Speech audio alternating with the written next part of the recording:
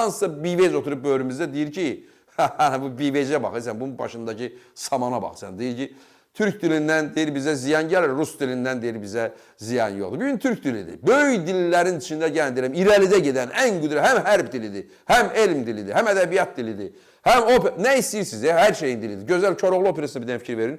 Rossinin operalarından, Verdin operalarından heç də geri qalmır. Hə? Deyir Rus dilindən bizə ziyan gəlmir. Nə? Gəlmir.